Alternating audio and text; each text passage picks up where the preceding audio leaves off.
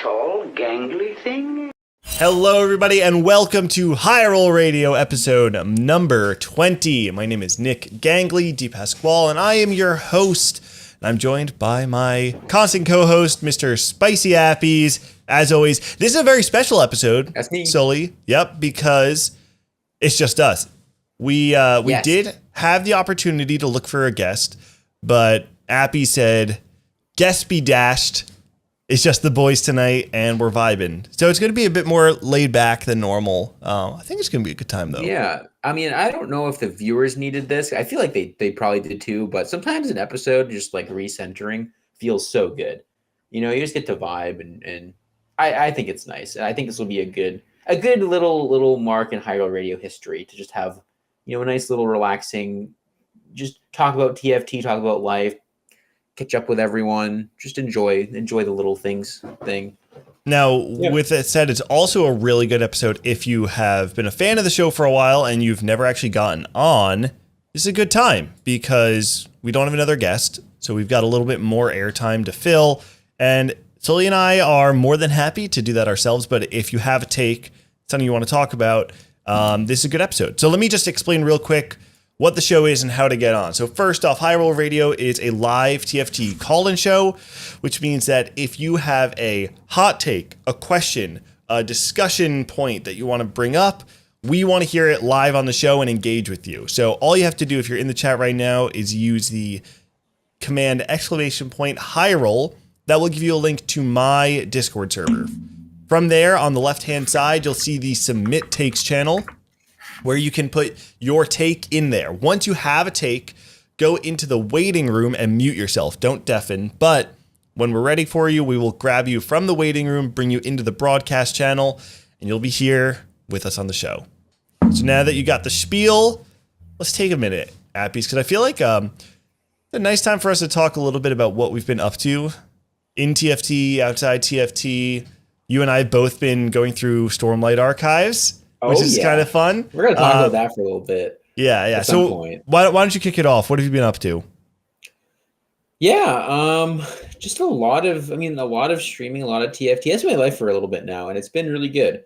I was saying this the other day during a drunk stream. Actually, I was doing like a drunk tournament stream. It was like the Aegis League stuff, which is like this grassroots tournament scene, which is awesome stuff, by the way. People should participate if they don't. If you are interested at all in competing in TFT, it's a great place to get started.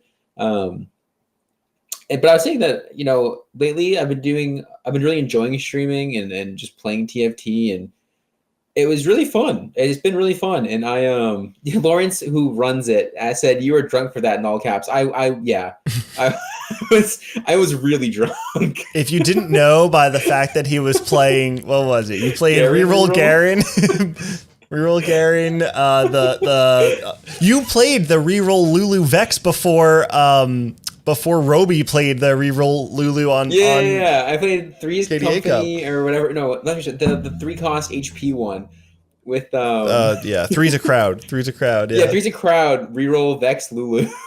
Into Garen reroll. I top 3 with it. I almost won the game because I was going for 3-star Ez, I think, and I was in a spot where I had enough gold to get it. I just missed. Oh, so actually, it's funny you mentioned that because I don't know if you noticed this, but you got like omega unlucky in your Vex targeting. You actually 100% should have won the game, and your Vex just ulted a target that was dying like 3 times in the last fight. You got like no value out of your Vex the entire fight. Really? I didn't know that. Yeah, no. You like 100% win that game. That's That's okay. Yeah. Pisco was Kane Drew and Chad's asking about Pisco, which is another thing that's been happening recently. I've been so after tournaments, I like to have like a decompression period. We're kind of all over the place right now, but this is probably what the episode's going to be a little bit. It's a very chill one. We'll try to be like more or less focused, but so today, the last couple of days, we just had we'll talk about it in a little bit, but we just had KDA Cup, and so I've been trying to like decompress a bit and just play some fun stuff on ladder, which led to the invention of Pisco today, which was I was not drunk for Pisco. No, Pisco is punk disco. It's a reroll Jinx Panth with the 5 disco. I almost won the game with it. So it felt pretty good. And the funny thing is that in my process of trying, because I've been kind of not actively trying to run it down, I guess I would say. I've just been playing very for fun the last couple of days, and I'm actually up like 200 LP, which is really weird. Also, the shape of like your LP graph was like patch comes out, you're up like 200 LP in one sitting the day the patch releases. The next day, or the next like 20 games after that day, you're down like 300 or 400 LP. And then the day before the tournament, it kind of stabilizes, and then you pop off at the tournament, and then, well, I don't want to spoil too much. We'll get all to that, but yeah, you've been having a good time in TFT lately. Outside of TFT, I've been listening to Way of Kings. Some people who are in Appy's chat might know that already because I talk about it in his chat every now and then, but Sully got me onto it. It is so good. And let me just say to anyone who's kind of interested in getting into the Stormlight archives, I've never read fantasy before. And so I don't know how much of this was just because fantasy itself is maybe a little bit more difficult to read, like for the first time, or just Brandon Sanderson. But it probably took me a good like 3 to 5 hours of listening to this book before I understood literally anything that was happening. Because they just drop you in, and it's like every other word is a word that's just made up. And it's like I can't put together these sentences. Yeah, exactly. Yeah. And so it really is an investment. You have to just like force yourself to get through it. Unless maybe it's also possible, quite frankly, that like my brain just like doesn't, do that well with it. But if anyone, I think that's reasonable. I think yeah, that's you think so? I think that's the reaction, because we were talking with Ferdinand's wife Kay at Vegas about fantasy stuff too, and she had a very similar thing, which I think this is something with fantasy in general, where it's hard to get into books initially. And I think it's I think Miss Appy's is like that as well. And you have reached this point, right? But was it worth it? Oh my goodness. I have reached the summit. It is so, I can't put it down. I listen to it every single opportunity I have. I am definitely still slower. Like you ran through it. You started when I was like 25 hours in and then passed me, and now you've been done, and I still have like 10 hours left. It's my third time listening to it. So I skipped a lot of the early Shalon parts that I wasn't that interested in.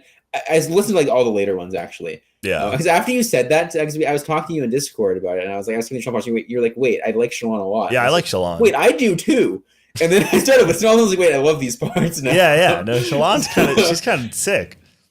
But yeah, so I'm really close to the end of the first book. I think I have like 8 or 9 hours. I've been putting it on as I go to sleep, and then as soon as I wake up, when I'm still like waiting for the babies to wake up, I just like try to get another like 20 minutes in there. Yeah. And if I'm doing any chores, I have it on anytime I can. So that book is so good. Highly recommend it. I also just finished a show called Jury Duty. Have you heard of this show?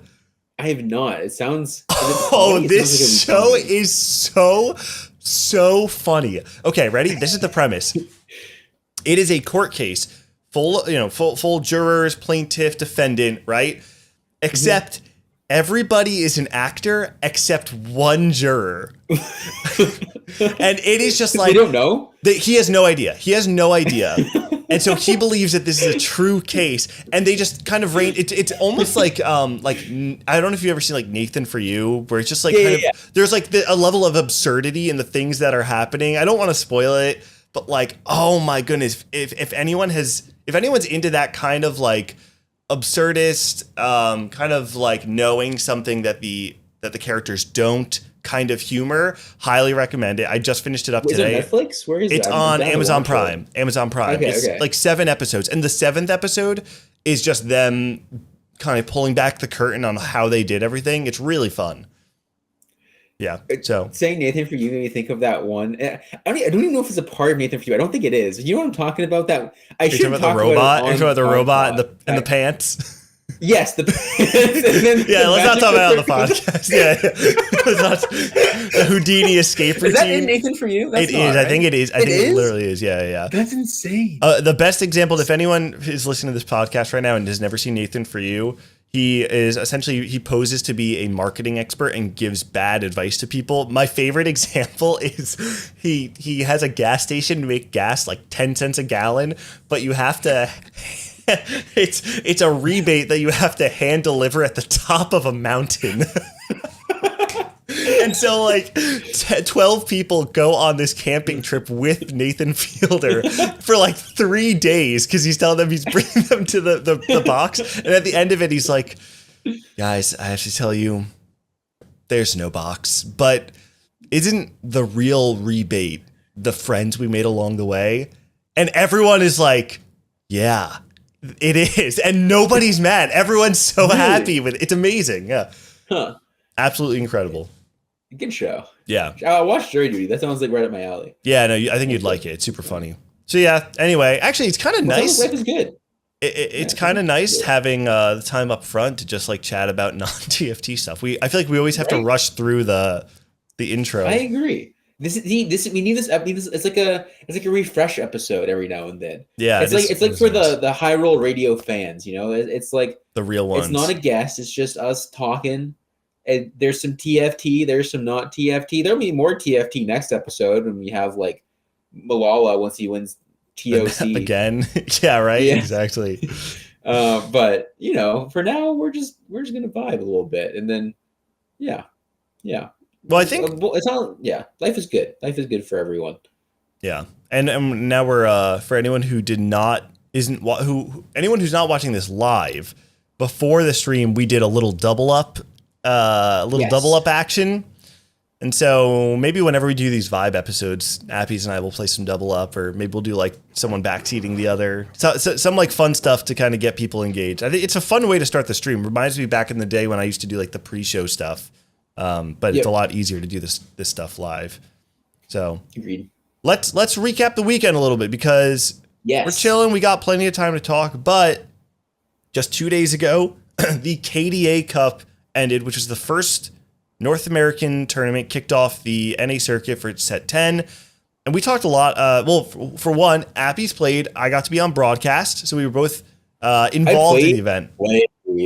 Oh, he played. Oh, no, you played. Oh, I played. The event was a pretty interesting one, because we said on broadcast, the stakes for the first tournament of a set has never actually been higher, right? Like, there's only 2 tournaments this set. There's KDA Cup and Heartsteel, which means if you don't make it to the final day, your chances for regionals are like almost gone, right? It's very, very hard to come back. And so it is like, honestly, and I'm curious to hear your perspective on this, Appies. I feel like it's more pressure, but at the same time, because it's so high variance, is it almost like less pressure? Because you're like, anything can happen. Yeah, I think it can be both at the same time. I think it is both at the same time, right? I think there's certain levers that are being pulled in different ways, where it's like you have more of an out mentally if you do poorly, for sure, right? You're like, I did worse than I thought I would like to, but it's such high variance and it's such a low thing that it's not a big deal, right? There's next time. But there's all other that is right. It's like I if you really want to go to regionals, then it's you know, you're just like poop your pants inducing. I missed the induce there, but and I think a lot of competitors felt that, right? I felt there was definitely a lot of pressure on a lot of people. I was very lucky that for once in my life, I didn't feel a lot of pressure, because I've just, normally for me, the pressure in tournaments is this idea of like, you know, the stream is the whole life of the future of the stream is very reliant on doing well. And if I don't do well, then I'm you know, I'm not going to do, I like to do whatever on ladder, and I don't want to play a billion hours a day. So it's like, whatever, but this set's been very different. And lately my set's very different. The streams are doing really well. So I just got to enjoy it. And I honestly, I think there was a lot of pressure to be had potentially. At least I didn't feel like any pressure the whole time, to be honest. I was just having fun. And I think it felt really good. And I think there were other players that felt that way too, right? Like, I think a lot of the players who did really well were probably more on the side of the players who were just there to chill. I mean, Pocky looked like he was having a hell of a lot of fun, and he popped off. Dude, Pocky. So, wait, do you know that Pocky, he lost a crab, right? You know that he lost a crab rave? Yes. And died, and if he doesn't, he wins a tournament? I don't know. So I say that not knowing exactly what his spot looked like. I don't know, like, if he was actually the weakest in this lobby and he's dying anyway, but I know he went like 5th or 6th. Game? No. It was like no. The 5th game he played like some weird Karthus thing, and he just ended up It was the game the before. strongest in the lobby, says Asa. Wait, really? Oh no way! That is so That's so sad. Dude, and Pocky is so due for a win. Pocky is one of those players that has never won a tournament, and it feels so wrong that he's never won. No, he's never won. Oh, he got fourth at the regional finals in set 5. He got second at the Jade Cup in set 7. He got fourth at the mid-set finale in set 7. But he has never won a tournament. I mean, I think he's won. I mean, he won TC too. He's won the tournament. Yeah, true. Actually, so that's wild. That's unfortunate that he got crabbed. I will say though, and people, I mean, Crab Rave is just fun. I like that it's in TFT. Rip Pocky, that sucks, and Rip Soju in that one clip. But I think it makes TFT really fun. Maybe not the best for competitive play, but I think it's actually the opposite side of the coin of Wandering Trainer, where I think it's really fun and it's not that bad for competitive play, Crab Rave, but Wandering Trainer is really fun and like really bad for competitive play. It's a weird little dichotomy there between those two. If but it was that is really unfortunate. That's very unfortunate. If it was anyone else besides you or Pocky, I would be down for it to just be like fun and ruin the tournament. I don't care because it's silly, but. Like, dude, oh my goodness. Yeah, it's actually, so obviously I've gotten to work on broadcast before as a host, but it is a different animal to be on the cast and just watch your boy die. It sucks. I wish we could release the tapes of Crow and Casa and I casting you in the semifinals, where you basically need to go first. The only way you can make it is by going first. Because Noster was in the lobby as well. Exactly, because you had to beat out Noster. And when I saw that last fight, and it's just like, I think you play against Noster. Out in that fight. I couldn't tell what was happening. We couldn't either. Yeah, we couldn't see it either. But all I could see was that like the Yone ended up getting stuck on the Yorick, and he's not getting into the back line, and like, oh my god, like if the targeting's a little bit different, if he dashes one more to the left and then makes it to the back line, you win the fight. And it's just like miserable because you were on such a run, you had the big roll down, you hit the Yone 3. Dude, it hurt. It really, really hurts. I know because I also had more information than you. You didn't know that you lost by going third, right? You thought that I didn't know. I thought it was through actually going third. And so I knew the whole time, like the only way that you can make it is by going first. And it looked like you were there until like to see it, and then like it just falls apart. It sucked, man. I mean, obviously it's your turn, man. I'm not trying to say it hurts more for me than for you, but like no, it's fine. I mean, it's totally fine. I had a lot of problems in that for it came in the game before that when I went 8th because I had it out to go 5th. I was playing like this like last stand line, and I had the out to go 5th. I was going for pentakill spat, like super high cap to win up the lobby, so I wanted to win the tournament, and I knew I needed to go first. I wanted to win the tournament, and I rolled on 4 or 5. Like I just sacked a couple extra rounds to make sure I hit everything, and then I hit nothing, and then I also didn't hit my penta spat. I didn't hit the chain off of creeps, and I got really tilted. But I could have gone 5th. If I just went like 4 executioner, 4 true damage, like 3 or 5 penta or whatever, I could have gone 5th and I've been in a good spot to get to the top 4 of the tournament. But I got like super tilted and like skipped a bunch of twitches and then a Collie, and that was like the one point at the tournament I think I had bad mental. But overall, it was really fun and it was good for me. I want to know how it was for you though, because that was your first time. So obviously you were casting Vegas, but that was your first time casting, right? Yeah. And it was very different because Vegas was like, there's 4 people on the couch, right? And I would say in general, if you listen to the Vegas VODs, I'm probably the person that speaks the least on the couch. And actually it's because I learned a lot from Vegas. When I was in Vegas, I was very afraid of saying something on the cast without being 100% certain about it. Because you don't want to be the caster that's made fun of. And I'm good at I've never looked at Twitch chat. Like I don't look at any of that. I only get feedback from the people I respect. But no offense to Twitch chat. But you still don't want to be in that position. You don't want to be the person that Twitch chat is using to flame the broadcast. And so I was super conservative in the things I was saying. And so I kind of let other people speak. And when I had something to say, I just kind of brought it then. This weekend was way different because when it's you and one other person, you can't hide behind 3 other people. So I really had to force myself to just fill space with things that I was comfortable talking about. And even when I was uncomfortable, come up with something to say. It was a really good exercise. The one thing I will say is, and I've had this conversation with a few people, I loved casting up 100%. If I was invited back, I would do it again in a heartbeat. I kind of feel like I'm more effective as a host than a caster, though. Okay. I personally think that even though I had more airtime, it's way harder to like set the stage of the narratives of all the players when you're watching a game, because you kind of have to talk about what's in front of you at some point. Yeah. And I can't just ramble for a few minutes about like a big picture thing. Whereas as a host, I can not only give my own spiels, but I can set up the casters with questions so that they can make the point that I want to make myself. You know what I mean? Yeah. And I guess so that's your trademark too, was like the data and the storylines behind it. And yeah, exactly. And Yeah. that's kind of like how I want to brand myself in TFT. I think I'm more appropriately known as like the guy who knows the players and the lore more so than the game, because there are probably 20 other casters who could bring what I brought to some of those games. I would say, especially before like day 2, when I'm mainly just talking about the game, and I don't know that I really can bring an edge over a lot of those people. But the story stuff is definitely where I think I shine.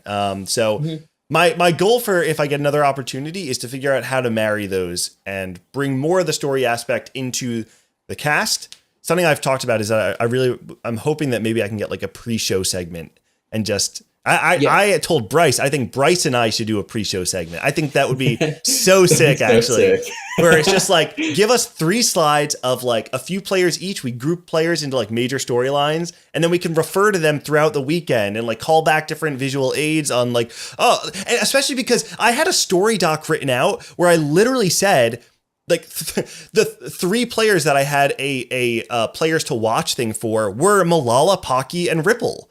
And then they went 1, 2, and 3. And it's like, I wish I just had a chance to talk about these guys. Yeah. So, I mean, and obviously I think a lot of people would mention Malala, Pocky, Ripple. I'm not saying I'm like some genius, but like the fact that we I don't think they would. I think you're some genius. I mean, sure. I don't know. People will mention Malala, obviously, but I feel like a lot of people would have mentioned Pocky and Ripple. Maybe.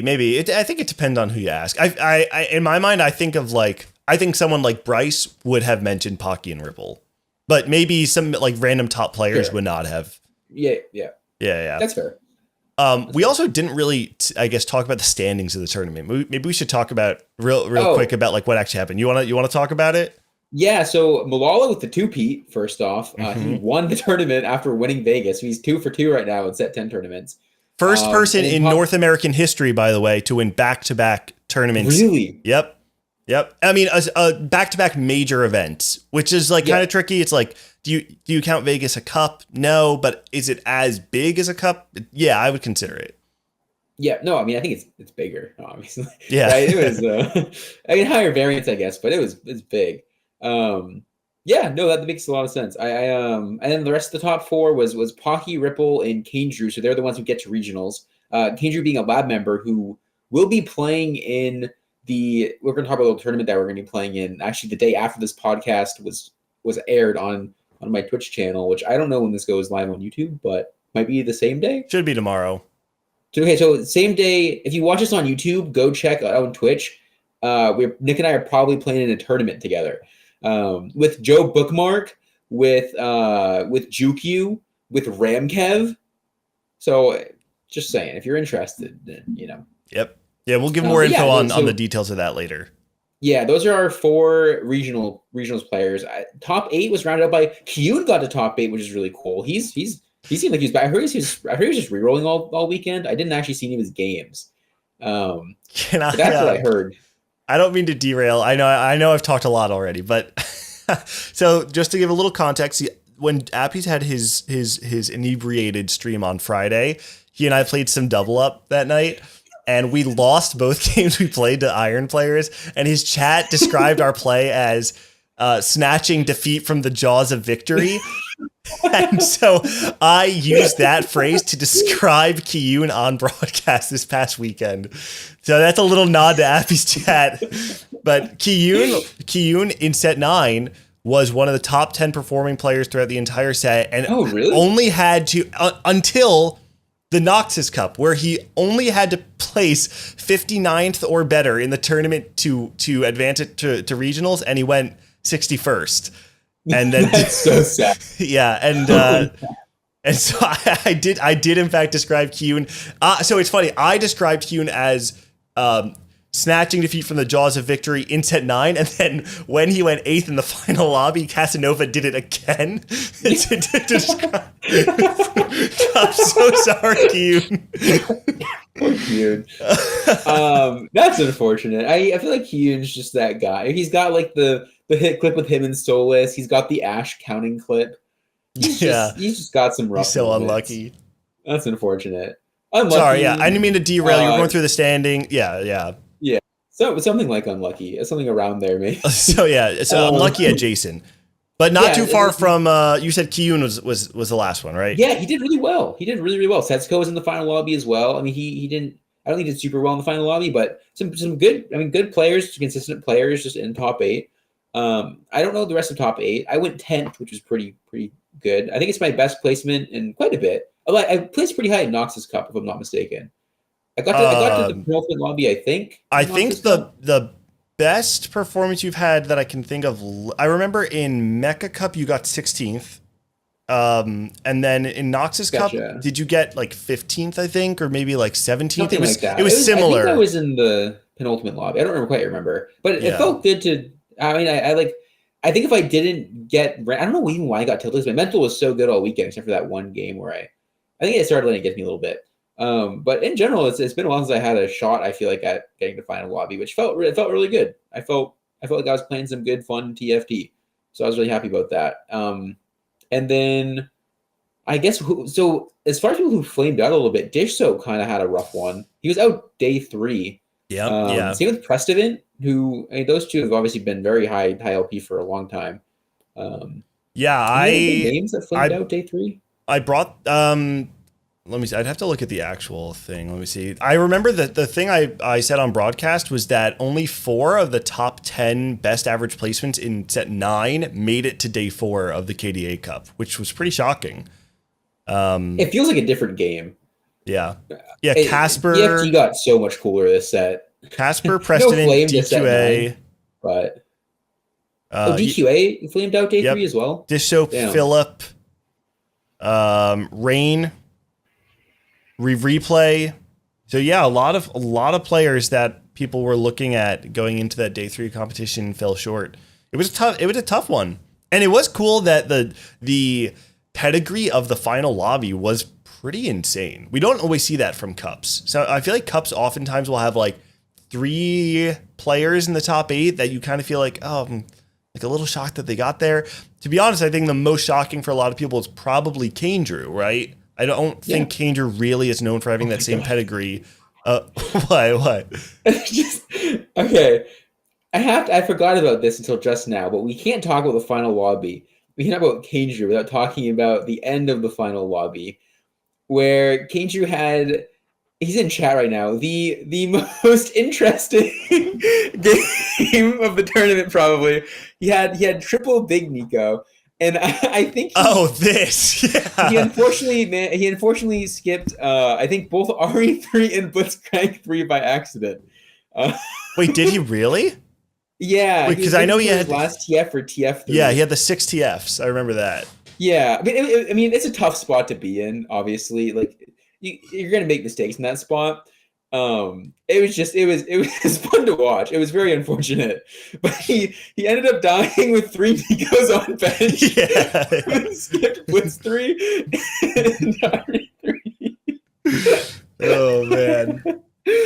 I also felt like it happens. In that spot, it happens to the best of us. It happens to the best of us. Yeah. I also had thought, like, in that spot, like, do you ever? I know it's like TF. You're 1 TF off of just TF3, but like if you hit allow your zigs, like don't you just like Nico all your legendaries and you're just fully capped. That was the conversation in Dan's chat actually. Was because he could have like double Nico to Alawi and like he could have like, Alawi to Ziggs 2 at one point. I respect going for the 3-star 4 cost. It's just it's a little unfortunate how it turned out, but you wanted to. He says I wanted to end it on a banger. It was a banger for what it's worth. It was mission Curran accomplished. Curran was screaming about how he was edging him the whole time. It was it was an absolute blast to watch. So I mean, as far as the viewing experience went, Godspeed, Cager. You popped off. That was awesome. You ended it on a legendary play that will be remembered for sets. It's great. It is gonna be like the Kyun Solus moment or like the Kyun. All these moments besides this one have been Kyun. Now I think about it. They've all been Kyun. But yeah, so there were a lot of really good performances this tournament that I think like felt in the big picture of the scene so nice. Like one thing that really stood out to me is Pocky returning to form with like a second place, because Pocky in set 7, it kind of feels like his reputation, like he had such a good set 7, but 7.5 came and he flamed out so hard at regionals that it felt like it tarnished the set. I think he literally went dead last at regionals, or no, I think maybe AMD went dead last and Pocky was like 31st or something. But I remember he had a really poor regionals performance and it felt a little bit like his set 7 was tarnished because of that. And obviously like in set 5, he was the favorite for a lot of people going into the event. And then when he went 4th and lost to tiebreakers to go to Worlds. Callista. Yeah, with the Callista. And he lost the only reason he didn't go to Worlds because Spencer had the insane cash out, the draconic, is that what it's called? Draconic egg? Yeah, the draconic egg cash out. So like Pokygom should have gone to Worlds in set 5. And so he was so close, comes up short, doesn't enjoy set 6, comes back in set 7, has a really strong performance, but is tarnished at the end. And then he's just like not really around and not performing well in set 9. He's been focusing on like work now too, right? He's working to be a teacher, I think. Yeah, no, exactly. He's been like not super focused on TFT, and it's nice to see him back and see him do so well. It's really nice. It's a good sign. I think Bryce said this earlier, but when Pocky's good at TFT, TFT is a good game. Yeah, no, agreed. Which is nice. So to see him back in form and getting second place, and then Ripple as well, who obviously had this fantastic set 8, nearly made Worlds and then took a step back from playing in set 9. I know he like competed in the cups, but I don't think it was serious. But it was nice to see Ripple return to form as well and make his return, because it felt like they represented each other, like in terms of like what their story was, where it's like they took the break and then showed that they still had what it takes to learn the game and be on top. So it was really fun to see the two of them. Yeah, it was awesome. It was just a good it was such a feels good tournament, I feel like. I don't know. Maybe it's just because I'm biased. Obviously, it felt very good for me because I did well and I just had a really fun tournament. But I feel like the general vibe around it was just that everyone was really happy that it went the way it did, and it looked good for TFT. I think the cool thing about like Vegas in this tournament is that TFT is just looking good. Like the scene, the game, the community, the esports side of it, everything is just looking good, which is exciting. It's very exciting. Yeah. And we have the shorter set, which like is kind of a shame, to be honest, because I want more in set 10. Like I wish we had a ton of this kind of stuff. So it does feel bad that like we only have one more cup before regionals and then it's just over for everyone. Yep. Did we get what's the next one? The storybook one? Is that set 11? What did they announced at 11, set 12, right? What they were? Wait, they did? Yeah, no, at Vegas. But they didn't like say what it was, right? No, but they teasered them, right? Either way, set 10's been awesome. And you know what's funny is that even casually, so I've talked before about how SPICYAPPIES is like a casual TFT player. And the other day she walked in as I was playing TFT after stream, and she was like, man, because she had just gotten home and I was finishing up a game. And she was like, man, I need to play more TFT. I like once this set's over, I'll never be able to play it again. The set's so awesome. It was the exact same thing you just said. Basically. Yeah. And she's like a very casual. It's not at all levels. It's such a good experience for everyone. When TFT's awesome. Do we know when Worlds is? Is it March? Tomorrow. April? Yeah. Okay. I think it's March, right? I think It's coming. Yeah, it's something like that. Heart Steel Cup is early February. Yep. And then I think regionals is late February, right? Oh, is So it that means really? Worlds Wow. is, I think so, yeah, which means Worlds would be early March, I'd assume. Dang. That's actually, Damn. it's crazy how fast it's all happening. I don't want it to go. I know. Whoops, so we're going to bring Bryce on. I just invited him to the wrong Discord server. Well, Yeah, no. Bryce wants to know if he can just come on to chat for a little bit. So I'm going to bring him on, but I just invited him to the Tri-State Discord. Yeah, let's freaking go. Bryce. Yeah. I feel like that Bryce is, if we're going to talk about KDA Cup and kind of talk about the scene at large, I feel like Bryce is the perfect person to have on here. All right, I'm going to bring him on for a little bit. And don't, all the other callers that are waiting in the queue, don't worry. I'm not ignoring you. We'll bring you on after. But we are going to bring Bryce. Bryce, you're on. Can you hear us? Hello, friends. How do I sound? Horrible. Sounds beautiful. Oh. No, you're good. You're good. Doesn't matter. We're chilling. Okay. Welcome to the show. Hello, friends. I'm engaging in parenting while listening to Hyrule Radio, and I'm too hyped. Gotta call in. Gotcha. That's a good state to be in. It's a good situation to be in. So Bryce, you've been listening to the last couple things we talked about. We talked about Pocky and Ripple performing well. I mentioned before that only 4 of the top 10 AVPs from set 9 made it to day 4. The other thing I wanted to draw attention to, though, is I talked to Dan and Bryce about understanding all the study groups going into the event, and Frodan was awesome. He gave me like a really thorough breakdown. Yeah, I told you. Yeah. And so, he asked me too, and I was like, you should just ask Dan. And so I was tracking all the study groups day by day, and the 2 study groups that had the most representation on day 4 were the Setsuko Soju study group and the lab, who had 4 lab members in day 4, which is pretty shocking because I feel like the lab is kind of, I mean, they have great players, but they're obviously known for more like the zaniness, kind of like silliness of their players. Vegas gone to the next level in terms of like recognition. Isn't this? It's cool.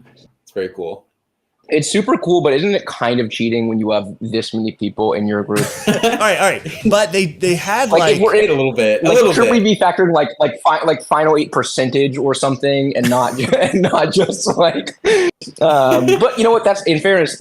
This is the positive of the lab too. It's like the most inclusive study group by far. It feels like anyone of a certain caliber can like join and be welcome. That's why we love the lab. So I always root for lab members when I see them doing well, no matter who it is. But also, they only had 5 people competing, and 4 made it to day 4. Oh, really? The only person 5 lab members. The only person competing? who didn't make it was Rain.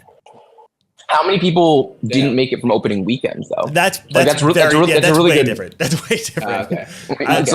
That's actually really good though. I mean, that's really good. Yeah. I'm assuming there were triple lab member lobby day 4. Was wild. Oh, I believe it. I also think like they all came from open bracket. Like I don't know if any lab members came from snapshots. Hold on. That's cool. I don't know if there's a way to like find that out. Yeah, hold on. I'm looking at Sim's sheet. The only person was Beery Beery. Yeah, she was the only person to make it to final weekend from snapshots, and every other lab member came from open. So man, and Beery Beery made second weekend playing on a toaster. So yeah, I heard you. You know she's good. I heard you offered her a computer. Is that true? It is true. Had to do it. That's so sick. You are so fucking nice. I had no idea what the complaint was going to be. And then Dan read the whole thing, got to the end, and I was like, man, that really does suck. Like trying to play TFT on like 20 FPS and like having your GPU crash mid-tournament, and fuck it. Like would love to see her succeed. And I don't know. Random acts of kindness, I think, are a good thing for the world. So I just felt right in the moment. Yeah. I mean, it's definitely a good thing for the scene. I mean, having Beery, having another good player in the scene able to play is a fantastic thing. Before we move on from KDA Cup and start talking about other stuff, something I wanted to talk about is Malala winning this tournament, winning Vegas. Obviously, the Vegas Open, the biggest LAN tournament to ever happen in TFT, the only one besides the Tactician's Crown Series and the calculated loss. But also comes back and wins KDA Cup. Currently power ranks number 10. And so I wonder obviously in TFT it's hard because you have to gauge a lot of different things about a player's ability, but at least for me, at some level, you have to look at the results and acknowledge that like this speaks something very much about the player. Obviously, he's also in final day in the TOC, which is an international Chinese run tournament for anyone who's not familiar with that. And full of all-stars, made top 8. So Malala is clearly very, very good at TFT. The question I have is, at what point do you actually rank him in this kind of top 2, top 3 of like the Dishope, Setsuko, Weijin Iverson that feels like it's been pretty stable for a while now? It's weird because personally, oh no, go for it. I was gonna say Malala's been like, he's been so good for so long, but he's like just barely missed it for so long that I feel like it's been a very unassuming. Like he's obviously won 2 events and then already doing insanely well in the tournament that's still ongoing. It's like so unassuming though. I feel like I don't even realize he's winning until like he just sneaks up on you and wins. It's really funny. I imagine the perception. I mean, it's hard to after your perception as a player has been like that for so long. It's definitely hard for people to change their built up biases. But I mean, if there's any way to do it, it's by winning 2 tournaments back to back, like 2 gigantic tournaments. But he's been so good for so long. I think he's been again right there for so long. Just no one. It's hard to notice it when he's not necessarily winning the things. Right? He's been in so many final lobbies. Oh wait, I think Bryce is. Oh wait, is he back? Hold on. He says he needs to get dragged back in. Okay, I just dragged him back in. Bryce, you're muted right now though. You might have to unmute yourself. Okay, while Bryce figures that out, I'll respond to you. But yeah, Malala has definitely had some very, very high highs, right? And that's the reason he had the reputation as like the choker, right? It's because he had reached that top and just couldn't quite cross the finish line. I don't even think he did though. I know there was a storyline going into the final lobby of Vegas that he was the choker, but I don't think there was that storyline behind him at all before that. I think the storyline before him, at least as like another player playing with him frequently, was that he was just a really good player who'd always be in top 8s. But when like I didn't think of him, I don't think anyone thought of him as a choker until like the Vegas storyline popped up, which is funny because now he has this big storyline, right? And he's now winning everything. But it's funny because I feel like it has like a very unassuming come up, which is really cool because he's been right there for so long. I think he has definitely had the reputation as a choker. Like I think so? I think the reputation itself was there. Yeah, I don't think he has for sure, and he confirmed it. I mean, he has said as much on our show. We've had him on a few times now, and he's like, I choked. I did it multiple times. It was a fair reputation to have. So I think that he's been battling that. Like the external perception, like what you were talking about, Appies, but he's also been battling that internally. He needed to kind of figure it out for himself. And I think, weirdly, I think that the tournament, at least that I perceived, got him kind of all the way over the hump was when he went second at mid set. It was last set or 2 sets ago that he did it. And he actually got tie broke out on day 1, and then I can't remember which player, but set 8. Set 8, someone was playing from a cruise, right? And so they couldn't Juku couldn't play on day. They made it to day 2 from a cruise, by the way, and then they were like, I can't do this anymore. I'm out. And so Malala got in, and I think that he kind of felt like he was playing with house money and played some of his best TFT from then on. And I think it's kind of been off to the races since then. I think that's like when he got over the hump as a player. Bryce, circling back to the power ranking Malala, what is your take on that? At what point do you think that you start to rank Malala against these kind of established greats? We're not there yet. I'm really serious about my tier 1A. I think you need to prove it for like a really long time for me to remotely consider you in it, to be honest with you. I think it was pretty clearly Dishope and Setsuko and has been for some time. I recently, like for this set after last regionals, I'm comfortable putting Weijin there.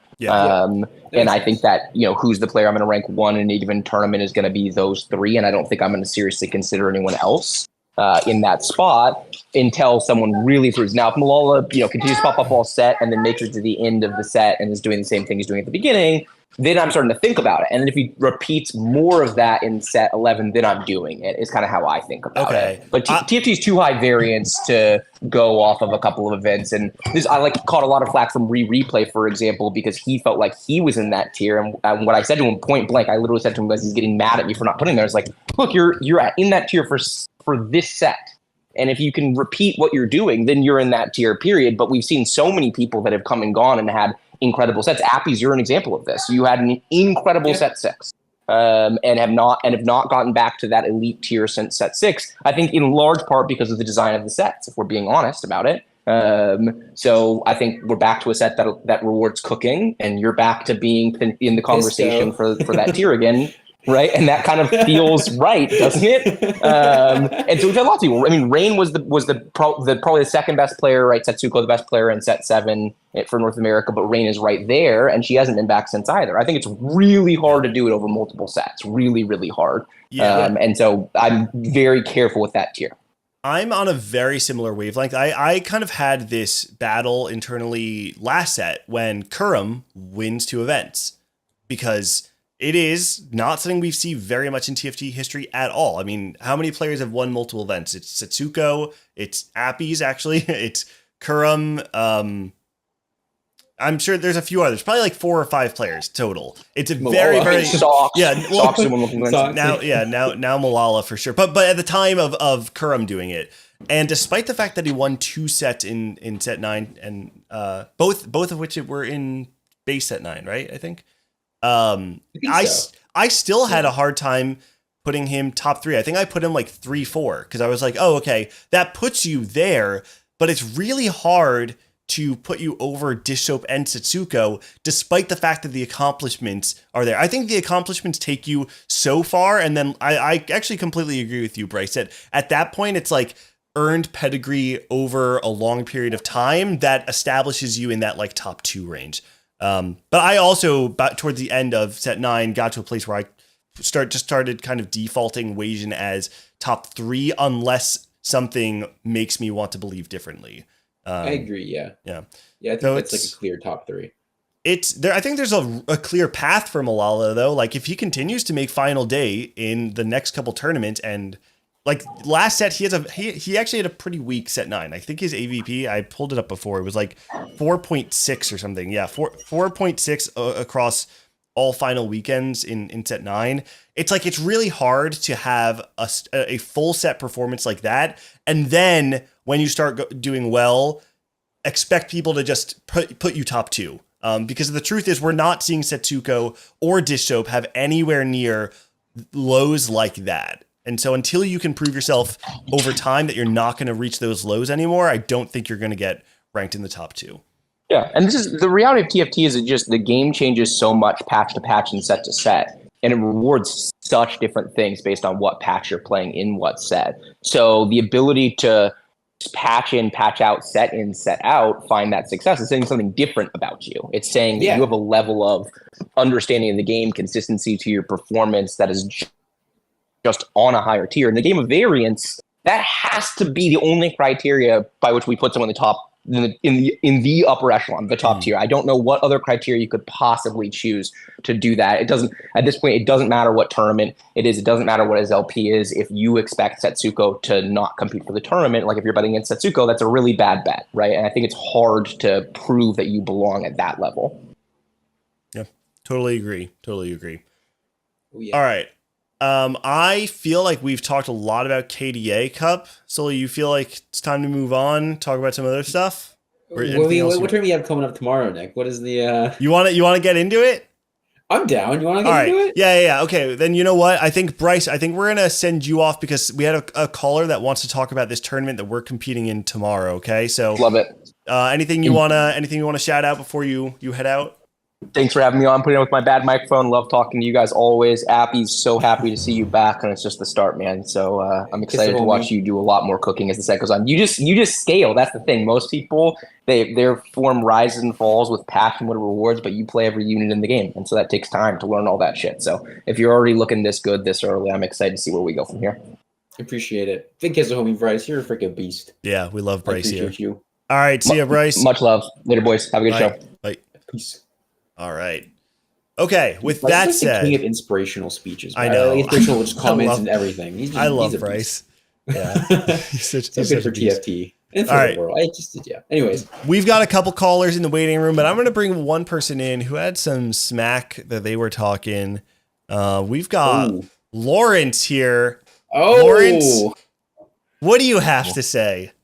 I think there's something really cool going on tomorrow. There's a tournament going on that some people are participating in, but secondly, the way that it ends up working is there's a group stage of it where there's going to be 4 teams in your group, and if you go bot 2, you're eliminated from the tournament. Do you have any comments on that as somebody who may or may not be participating in it?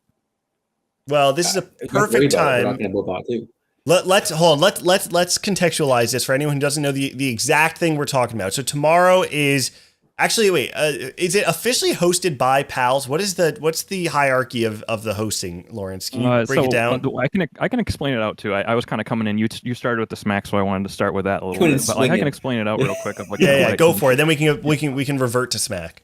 Okay. Yeah. No. So how it ended up working was so full credit to PALs here. PALs is a lot more into the study group areas here. Kind of approached and was like, "Yo, we should do a tournament with the study groups." And I'm like, I love this sort of stuff where it's like community based. I've also been delving into like 4v4 tournaments. I really like the 4v4 tournaments like setup. I've had people approach me for the ones that I've run. And they're like, I don't play TFT right now, but I will come back every time you host 4v4s because it's so fun and so different. So I really love these tournaments, and being able to host it with such a high level of not just like player like skill, but also like community wise, where there's like 3 teams coming from like one Discord. That's kind of like nuts for me to like consider, right? And they're all going to be coming together, and there's going to be like a couple groups of teams that all compete against each other in a round robin, and then they advance to like a best of stage, quote unquote, and they kind of keep going through a knockout bracket, and then you eventually have a finals, and it'll all be casted.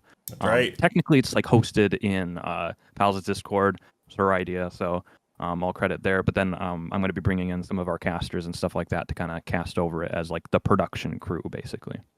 So in short, study group clash kicks off tomorrow, and we have High Roll Radio competing in the tournament. Yes. It's myself, Appies, Joe Bookmark, and Ramkev as our starting roster, and then we've got 3 subs in Jirachi, Tosi, and Juku. Riley's on the team. Yeah, Riley's on the team. Yeah. Oh. We've got a stacked lineup, and we are going to destroy in the event. It's actually going to be so. All right, there's Do I reveal this? No, I'm going to wait till tomorrow.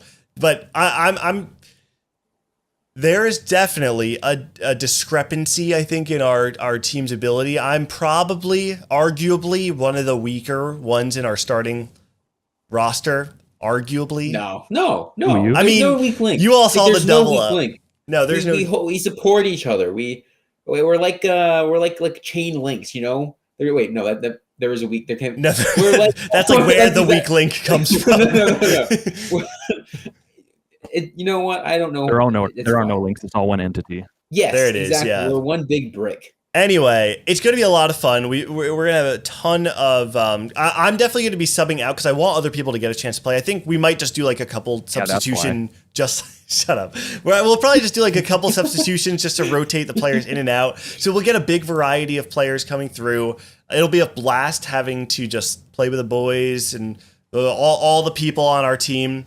And we're also competing against like a very stacked group of other of competitors. Like the lab is competing. Their A team, like their top team or whatever, is Rain, Broseph, Kane-Drew, and Upset Max, which is like if you're just coming out of the KDA Cup, it's like kind of gross that that's one of the teams we're competing in. Appies is technically the only person from our team that made it to final weekend, but I kind of still feel like we're one of the favorites. Is that just do I have the blinders on? We have a stacked lineup.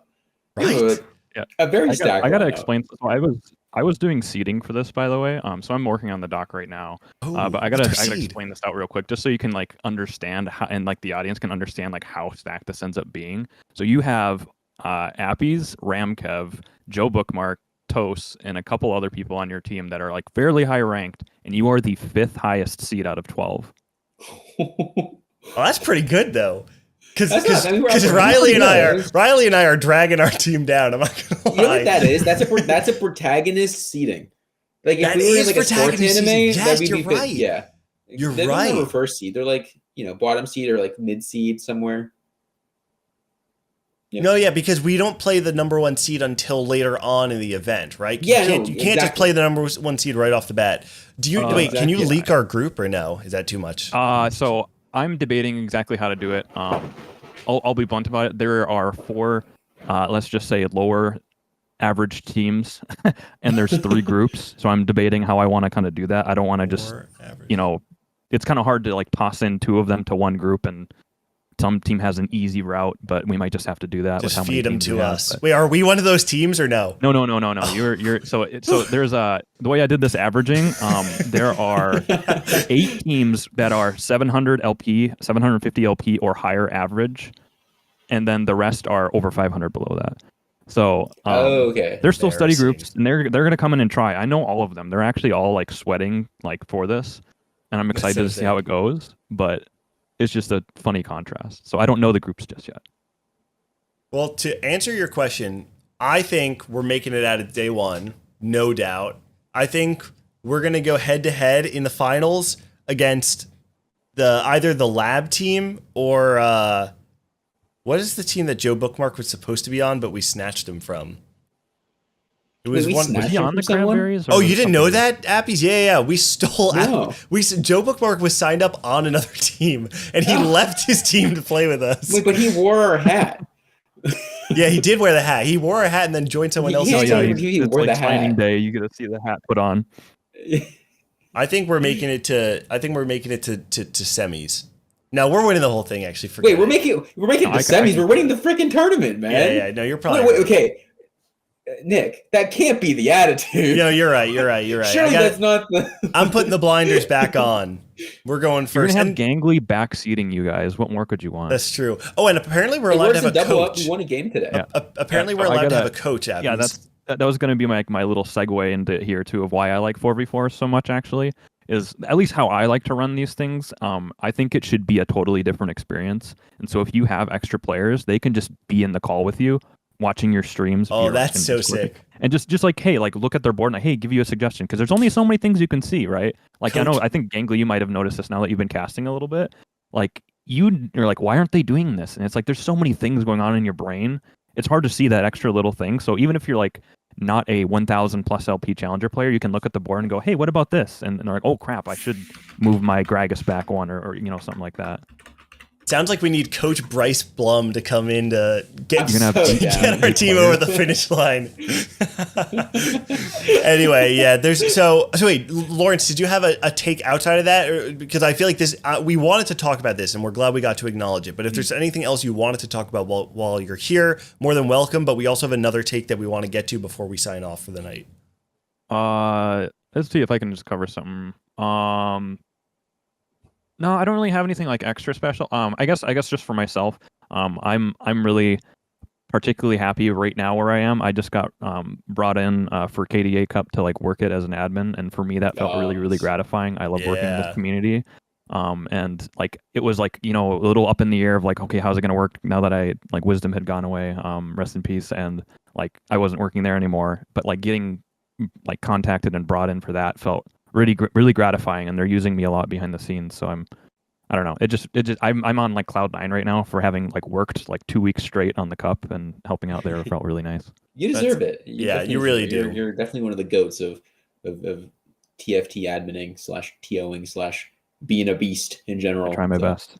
I know. I feel like we've explained who Lawrence is so many times on the show, but in case anyone is listening for the first time, Lawrence runs the Aegis League. I don't know, your official title is TFT Director, right, for Aegis? Yeah, so, I just have my hands in a bunch of stuff that happens with TFT there. Basically. Yes. So Lawrence runs an amateur scene for TFT. It is probably the most fruitful amateur scene in, at least in North American TFT. It has to be. Yeah, it's got to be. And I mean, it has a bunch of EU players too, so I think it just is in general for sure, right? So Lawrence has been doing a lot for the community for a very long time. So to see all your hard work pay off is really cool. And I'm not going to talk about it yet. And actually, Sully doesn't even know about this because it's just been coming up in the DMs over the last few days. But Lawrence and I have an event that we've been chatting about, trying to get off the ground currently. Yeah, I'll tell you about it later. But there's some cool stuff in the works. And I think if it actually comes to fruition, people will be really, really hyped to see it. So Lawrence, you're a beast. Congratulations, and you deserve all the the payoff that you're feeling right now. So anything you want to shout out before we send you off? No, not really. Well, I mean, I guess I could just like shout out that the community comes together for these kind of 4v4 events. Like the fact that we're getting this many people that are like, there's like no real pricing for this, by the way. It's like, I'm really like amazed that we can just get these people together and they're playing because they just want to like talk smack. It just feels awesome. So like shout out to the community, I guess. So that's pretty much all I got to say there then. All right. Well, Lawrence, Sweet. we'll catch you later, okay? All right. Thanks for having me on. See you later. Good night. All right. We got one more caller we'll get through, and then we can kind of vibe a little bit before we sign off for the night. Let's see. We got Protroid is here. Hey. Protroid, welcome to the show. What do you want to talk about? I am completely drained of all the TFT stuff. I'm here. You must be so fill tired. folks in on- Yeah, I'm a tired boy. I've been waking up for 4 a.m. every single day to co-stream TOC since Monday. All right, Protroid, why don't you give a little background and context on what TOC is, and what you've been up to, and then anything else you want to talk about it. Sure. So basically, TOC is China's mid-set invitational. It has 13 Chinese players participating alongside 11 international players from various different regions. The one to watch for, and this was probably news to folks as they're watching the end of KDA Cup, is Malala, for example, where I remember he went into his winner's interview for KDA Cup with Necker and Azael and said, "Oh yeah, I'm going to play another TFT tournament in like 5 hours." And I think the collective gasp from both Twitch chat and them on broadcast was fairly deafening as far as I kind of understand. But either which way, it is a very high cap, lots of amazing talent TFT tournament that's going to be going on and having its finals tomorrow.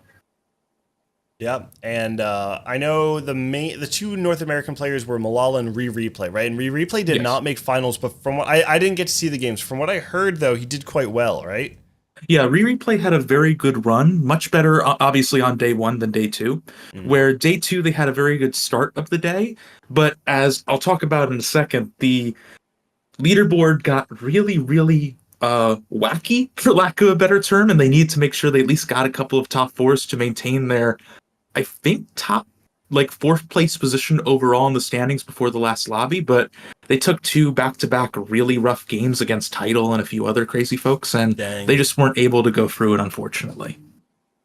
Yeah, that's tough. It is really cool, though. I mean, we've talked about Malala a lot tonight, but it is definitely worth mentioning the fact that if Malala goes and wins Vegas, then wins KDA Cup, and then wins an international event. Well, not yet. But if he does, I mean, it's pretty legendary, script, right? Yeah, seriously, true. Yeah, I was gonna say, Gangly, I gave you some feedback off of KDA Cup, and I think one of the things I said was stop caster cursing people. This isn't even your broadcast. You're trying to set off some curses. What are you doing here, guys? I'm just saying, I need a storyline for my next documentary, right? I need the follow up to the Soju doc. It's gonna be the Malala doc after he wins TOC. You already got a lot, because I think regardless of how I tweeted this out earlier, it's regardless of how Malala does tomorrow, right? They went from playing the first non-Tactician's Crown or Calculated Loss or anything post-COVID TFT LAN, to then go to win KDA Cup, to then even just to make it to day three in a tournament that, again, is completely stacked. Top Chinese players like Flancy combined with Double 61, who was at the top of the leaderboard today, I think I'm going to actually pull up my notes really quick here, 38 points, a full 8 points ahead of a four-way tie for second. Dang. Just in general, points is reset? Absolutely insane. No? So, I'm sorry? Do points reset tomorrow or no? Sorry. Points do reset tomorrow, yes. It's going to go into checkmate format, and I believe it's checkmate with a max of 8 games, if memory serves. Gotcha. The cutoff for top 8, because we were talking about this, Protroid, was 29 points, right? Yes. Which is pretty high for when you're cutting half the field, right? It's normally that 27, 28. So that's like, imagine KDA Cup day That's one. super high, actually. Yeah. Imagine you had to hit 29 points to make it to day 4 of KDA Cup. That's just the same equivalent. Yeah, and on top of that too, I talk about the range being 38 to 29 for that top 8. Double 61 is the 38. That is just it, plain and simple.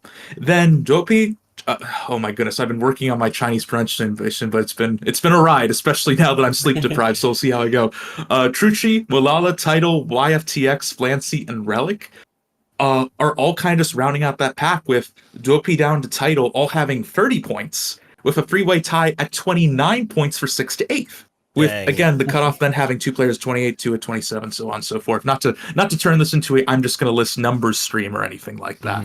But it has been absolutely insane and has featured some of the craziest TFT games that I've kind of seen.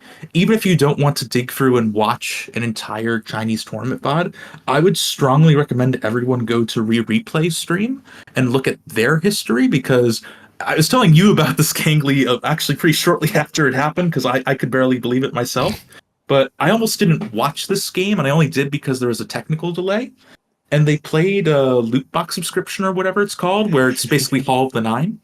And 4 tomes of traits just dropped over the course of the game. And you got to see some crazy verticals. I know, Athens, you were talking about Pisco earlier. Like, more authentic, I suppose, than that. It's insane. That would tilt me off the face of the earth. Can I just say, even like it's one of those things where even if I high rolled, I just know I would be so tilted from that. I don't have the mental capacity to handle that. That game booms you. I mean, I did have Even mental if you capacity win, that for game 2, and then booms 2 you. more come. Yeah.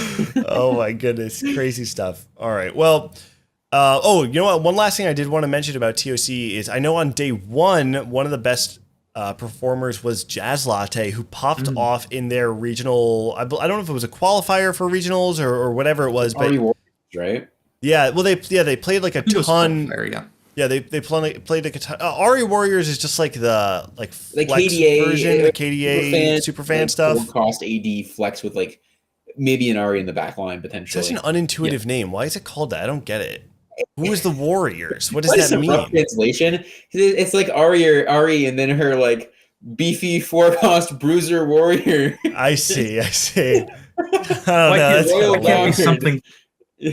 Well, I know something simple like Sentinels Ari are all the creative names that we had at the beginning of TFT's life cycle in set 1. Come on. But anyway, Jazz Latte popped off in their own regional qualifier and then went in as the top 2 scorers of day 1 in the TOC. Unfortunately, they did place 16 out of 16th on day 2, but it would have been. I was rooting for Jazz Latte. It's cool to see an international player kind of pop up and then remain on top for a period of time. I think it really helps with the brand recognition. And Jazz Latte is someone that a lot of people know already, but for those who aren't super engaged in TFT, it's nice to be able to see a name internationally again and again. And I think that's one of the reasons why it's also really nice to see Double 61. You see him in Vegas doing well. He's obviously the first world champ. He's now at TOC making final lobby. And it does a lot for the international scene because some people are only going to learn 1 or 2 players from every region.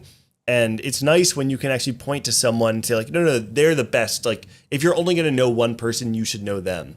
So Jazz Latte obviously comes up a little short, but it is cool to see them once again making it pretty far in international and obviously just making a name for themselves. So good stuff, Jazz Latte. No, definitely agree. And as you're kind of saying, like these international tournaments are insane because they're this breeding ground of meta meets meta effectively, where most of the time you see at least some differences here and there. North America and China, to my understanding, are roughly the same in terms of the things they go for. I think China likes going for a bit more of a reroll style at 7 still, as just a general rule of thumb. And I think historically has loved rerolls, not pointing any fingers at Yumi or anything, but whatever. Regardless of that, though, you also get to see a few other interesting comps. Like, say, for example, I've seen folks try to go for Ezreal Zed, I believe, with the same kind of mentality of having the Karthus Akali, where you have Zed taking out the front line as quickly as possible, while meanwhile the Ezreal's doing cleanup. On top of that, too, I also believe there's been a lot more straight Executioner reroll beyond just going for Twin Terror or something with Punk involved. Let's just play all the Executioners and such like that. So all these adaptations are just fascinating to review. Yeah. Yeah. Yeah, the number on Six Executioner makes me feel a certain way. It's the number is so big. It's 200. Oh, yeah. The number is 200. It is, yeah. A It's huge like number. you get 100% crit at 50% health, right? Is that like the way it Yeah. works? And then it just It's a big continues. number. Yeah, Yep. it's It's such a big insane. number. Yeah. All right, Protroid, we are pretty late into the show. It's already 9:20, so Yep, we're I gonna need to wrap sleep. up soon. Yeah, you got to get some sleep. You got one Good more luck. day to go. So, and why don't you shout out your Twitch while you're here before you go? Sure, it's Protroid, exactly as you think it is. I think Appies, you shouted out earlier, and thank you so much for that. I'm going to be starting in, oh God, like maybe 5 or so hours. I'm not going to think about that too much. And yeah, we're going to go until a winner is declared, and I'm not going to say anything more than that in terms of that because I don't want to caster curse anybody. The one other thing I'd like to shout out quickly, though, is just to echo this from Lawrence as well. Everyone go watch the study group clash. I'm going to be commentating that as well Oh, immediately nice. thereafter. Busy. So Yeah, I very promise busy you, day. unlike Malala, I am going to take a nap between TOC and the study group clash because I actually asked them, they did not sleep between KDA and going to do TOC day one. Beast mode. Indeed. Nice talking to both of you. All right, see you later, Protroid. Have See a you good around. night. You too. All right, that's gonna do it for callers on the night. Man, this episode has felt so different, hasn't it? Even like with the callers and stuff. It's just it is a vibe. You're so Yeah. right. We needed this. Isn't this a nice little refresh? I love the other way to do episodes too, but this has been a nice little refresh. Yeah, I'm glad Bryce And- got to call in and just like chat Me with too. us, and Lawrence and Bo both. It's like we just kind of got all the homies on the episode. It's a good Right. one. I like wrote out a bunch of stuff. I made a run of show anyway, which I always make a run of show that like outlines everything.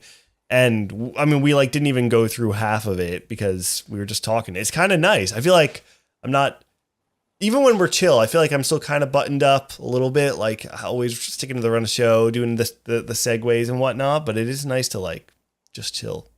Just really shoot the shit a little bit. Yeah. for sure. Speaking about RE Warriors, I need to give a shout out to Kai Wang.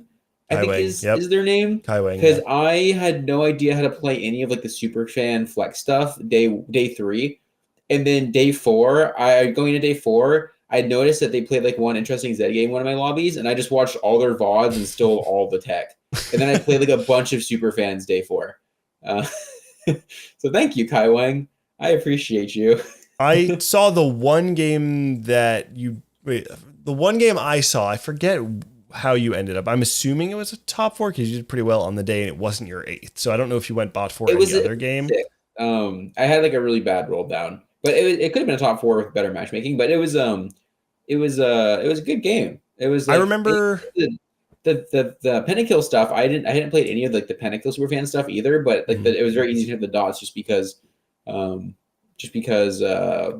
just watched a bunch of like Kai Wing playing random flex stuff with superfan. So. I mean, I think I still have a good day 4 either way, probably, but like definitely my day 4 better. So they're a beast. They had some good VODs to watch. Oh man! All right. Well, we're getting towards the end of it now. We have a couple minutes. There's a few things I do just want to shout out real quick. The first of which is if you don't already subscribe to the Hyper Roll. This is a TFT newsletter that I launched a few weeks ago with CLE. Spicy Appies is a contributor to it as well. But CLE and I are primarily curating the newsletter, and we have a new issue. Is that the word for like a newsletter? Probably issue. Yeah. A new issue coming out tomorrow morning. So if you don't already, I think there's a command, isn't there?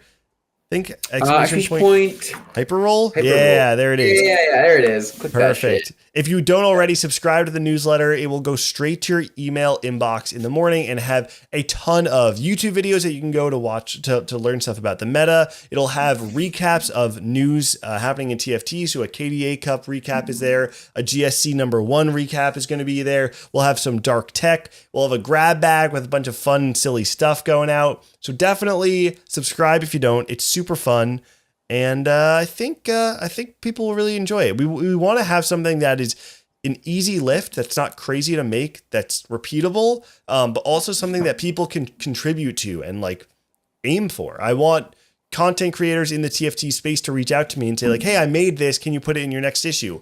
So if you do make any sort of content, reach out to me because we want to use this platform, one, to reach new people, but also to uplift other people who are making stuff in the scene. Because I don't really make as much stuff as I once did, but I still want to be able to use this platform to feature the people who are, kind of in that phase of their TFT trajectory and just like grinding out and making a ton of content. So yeah. You really can't find a better resource than this, I think, to just keep up with TFT and take in some entertaining content. Besides just entertaining, just insightful, and it's the whole package. Just read it and subscribe and read it. It's a nice short read. Yeah. Okay. Well, I mean, that just about. Oh, you know what? One last thing I did want to just call out is shout out to my foster son Jay, and I have been playing some TFT, and oh really? Yeah. And let's go. He went first and second playing Yasuo reroll both games. So shout out to Jay, he's a beast.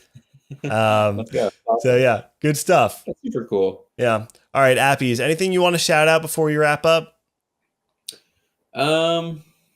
Everything. You, people who watch this, people who watch the stream in general, Bryce, Lawrence, Pro Troy, have that shout out to the world. The world's a fun place right now. It's the world has some very bad things in it happening around too, but my world is a fun place right now, and I'm very fortunate to have that be a thing. And it's because everyone around me is a very good influence. So thank you, everyone. That's my shout out. Yeah, I feel like it's not like we weren't close or not talking or anything, but I feel like we're on a something right now. It feels good. I feel like we're talking more. We're like hanging out. Yeah. No, we're finally the stuff slowed down a little bit. We're able to finally talk about. We need to just talk about Way of Kings. Way of Kings. Honestly, that actually is what it is. If you have people in your life that you wish you could talk to more, you should just start a book club. We don't actually have a book club. We just have a podcast. But No. there are periods of times where we only talk on the podcast, and now we're like messaging about Way of Kings all the time, thankfully. and it's really nice. Agreed. Yeah, no it's really spoilers. nice. I won't say anything, but definitely recommend Way of Kings. You should all get on that Stormlight Archives series. How long is it? There's 3 books. There's 4 books. The 5th one coming out the end of next year. Oh, he's still writing it. Yeah. And Oh, the 5th one is shoot. the end of the first half. Wait, what? Wait, this is like a lifelong journey that I've set on. I didn't even realize. It's like Lord of the Rings. That's It's literally crazy. it's like the same scale. Oh my gosh, I had no idea. Yeah. This is a commitment. Nick, All right, you are in it. I am in you it. are, Yeah, you are committed now for life. Dang. This is going to be something you look forward to until you're an old man. All right. Anyway, we're kind of just rambling and just chatting now. So let's get an end to this. Thank you everyone for watching High Roll Radio episode number 20. If you don't already follow us, you can find us on Twitter at High Roll Radio. You can follow us on Anchor.fm or on Spotify to find the podcast. You can rate it 5 stars. Also find it on the Apple Podcast app. All that stuff, rating 5 stars, leaving reviews does go a long way in helping people find us. So make sure to do that. Viewer will find you.